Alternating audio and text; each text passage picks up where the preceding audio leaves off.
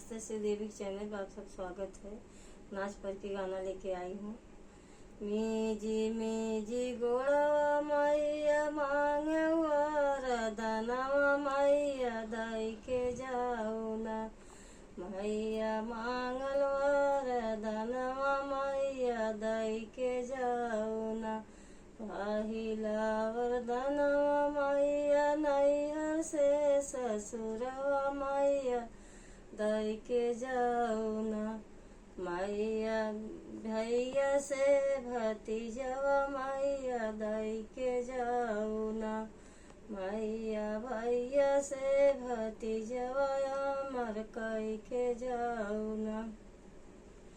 मीजी गोड़वा मैया मांगे वरदानवा मैया दई के जाऊ ना।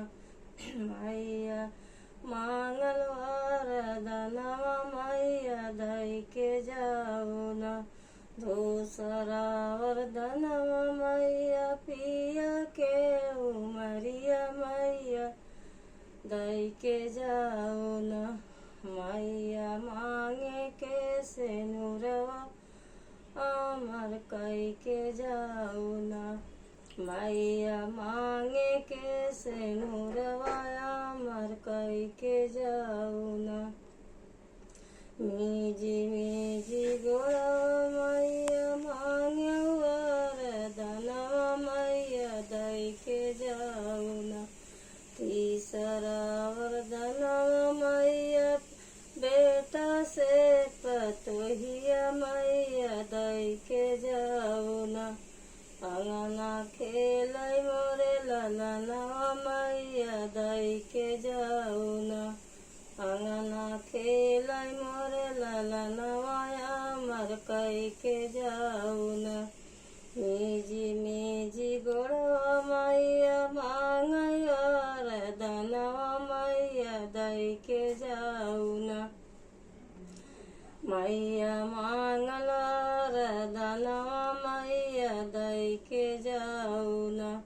चौथा वरदानवा मैया बेटी से दमदवा मैया दई के जाऊ ना।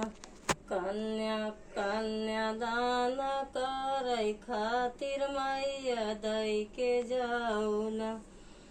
कन्या दान करे खातिर मैया दई के जाऊ ना।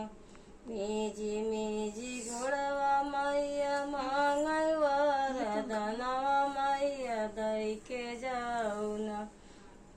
करे खातिर मैया मांगै वरदानवा मैया दई के जाऊ ना।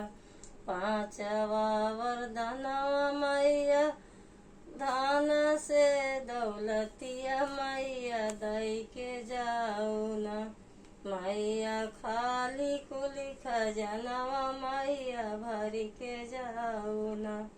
मैया खाली खजनवा मैया भरी के जाऊ ना। मीजी गोड़वा मैया मांगै वरदानवा मैया दई के जाऊ ना। मैया